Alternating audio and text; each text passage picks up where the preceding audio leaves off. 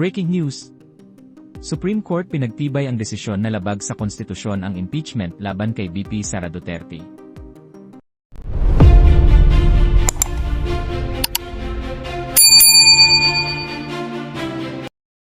Sa isang pinal na resolusyon, tinanggihan ng Korte Suprema ang motion for reconsideration na inihain ng House of Representatives, na layong baliktarin ang desisyong inilabas noong Hulyo 25, 2025. Ayon sa Korte, ang ika-4 na impeachment complaint na ipinadala sa Senado noong Pebrero 5, 2025 ay saklaw na ng 1-year impeachment bar sa ilalim ng Article 11, Section 3, Paragraph 5 ng Saligang Batas, kaya't hindi na ito maaaring ituloy. Mahahalagang paglilinaw ng Korte Suprema. Itinuturing na initiated ang unang 3 impeachment complaints, kahit hindi na isama sa order of business sa loob ng 10 session days. Ang session day ay calendar day na may aktual na sesyon ang Kamara, hindi lamang legislative day. May kapangyarihan ang Kamara na gumawa ng sariling rules on impeachment, ngunit batay sa kasalukuyang patakaran, kinakailangan pa ring dumaan sa Committee on Justice ang reklamo para sa beripikasyon at proseso. Umiiral ang due process sa impeachment, subalit ito ay sui generis, dahil ang ganap na paglilitis ay nagaganap lamang sa Senado. Hindi maaaring gamitin ang operative fact doctrine ng partidong direktang responsable sa isang unconstitutional act. Agad na ipinatutupad ang desisyon, at hindi natatanggap ng anumang karagdagang pleadings ang Korte Suprema. Good afternoon. By a unanimous vote of all those participating, the Supreme Court en banc denied with finality the motion for reconsideration filed by the House of Representatives, which sought to reverse the Court's July 25, 2025 decision that declared the articles of impeachment against Vice President Sara Duterte unconstitutional. It affirmed that the 4th impeachment complaint transmitted to the Senate on February 5, 2025 was already barred by Article 11, Section 3, Subsection 5 of the Constitution. Associate Justice Alfredo Benjamin Caguioa took no part. Associate Justice Maria Filomena Singh was on leave. The Court clarified the following points. First, the first 3 impeachment complaints, filed in accordance with the first mode of initiating an impeachment, that is, Article 11, Section 3, Subsection 2, were not placed in the order of business within the required 10 session days. Session days as used in Article 11, Section 3, Subsection 2, or for purposes of the first mode of initiating an impeachment complaint, does not mean legislative session days. A session day for purposes of Article 11 in the Constitution was given its plain and ordinary sense, which the Court interprets to mean a calendar day in which the House of Representatives holds a plenary session. Second, the Court reiterated Gutierrez versus House of Representatives. However, it further elaborated that an impeachment complaint filed in accordance with the first mode of impeachment, which is Article 11, Section 3, Subsection 2, is deemed initiated for purposes of the 1-year bar in Article 11, Section 3, Subsection 5 when a properly verified and endorsed impeachment complaint is referred to the Committee on Justice. B.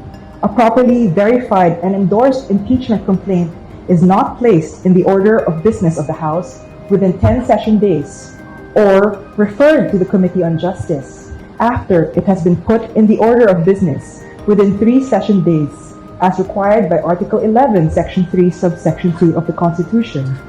Or C. No articles of impeachment are transmitted to the Senate before the House adjourns sine die. This means that the initiation of an impeachment complaint must occur during the term of Congress. Third, the Court affirmed the power of the House of Representatives to promulgate its own rules on impeachment.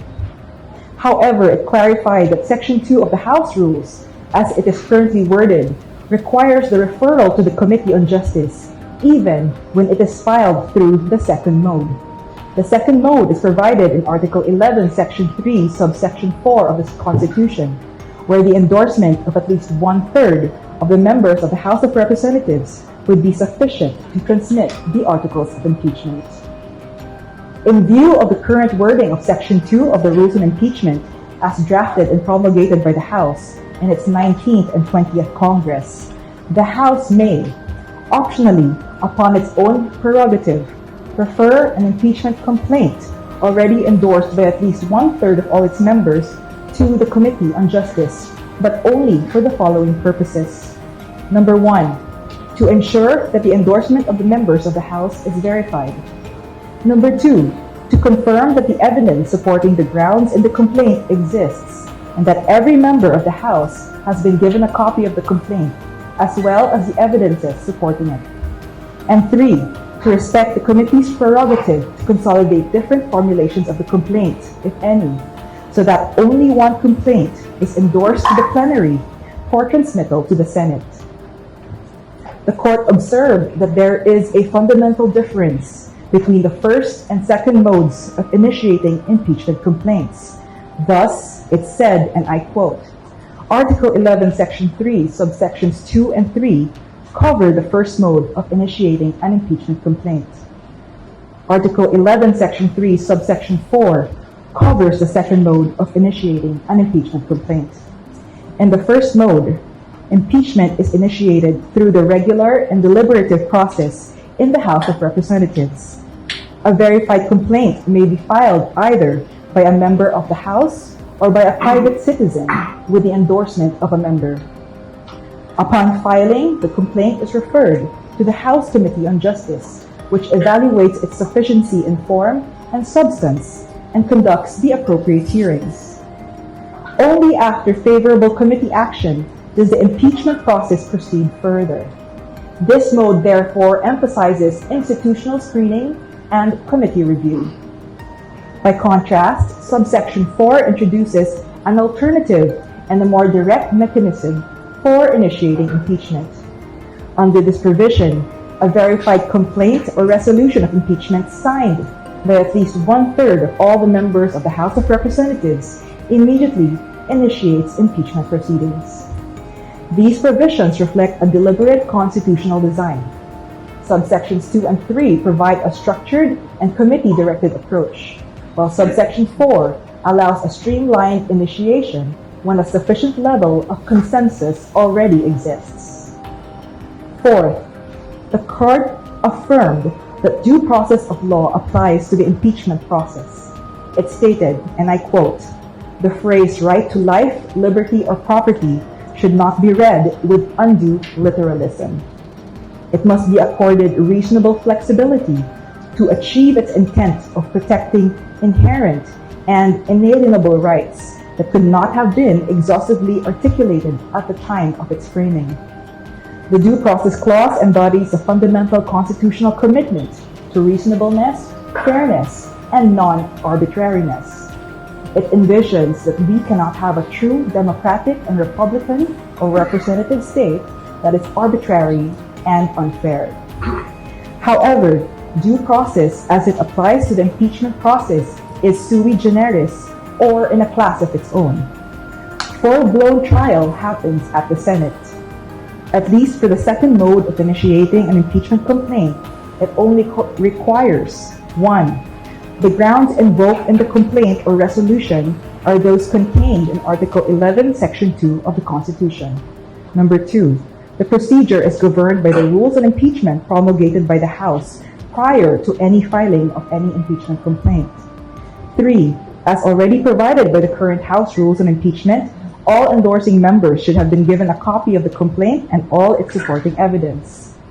The court also noted that the transmittal of the articles of impeachment should be done in a plenary session of the House, providing all the members of the House with full copies of the complaint and its accompanying evidence mentioned in Rule 4, Section 14 of the House Rules on Impeachment. Transmittal to the Senate, however, requires only a vote of one-third of its members for the first mode of initiating a complaint, or proof of the endorsement of a complaint by one-third of its members for the second mode. Fifth, the operative fact doctrine cannot be invoked by the party directly responsible in the commission of an unconstitutional act. Thus, it does not apply in this case. Finally, the court noted all the motions for intervention and pleadings filed by individuals who were not parties to the case. This resolution is immediately executory upon digital service on all parties in accordance with AM number 25-05-16-SC or the guidelines of the transition to electronic filing in the Supreme Court. No further pleadings will be allowed. The resolution on the motion for reconsideration and the separate opinions are being uploaded and served on the parties. Thank you very much. Any questions? At kung kayo naman ang tatanungin mga kababayan, ano kaya ang inyong reaksyon at komento sa balitang ito? Please comment down below at huwag na rin kalimutang i-like at share ang ating video. Thank you for watching.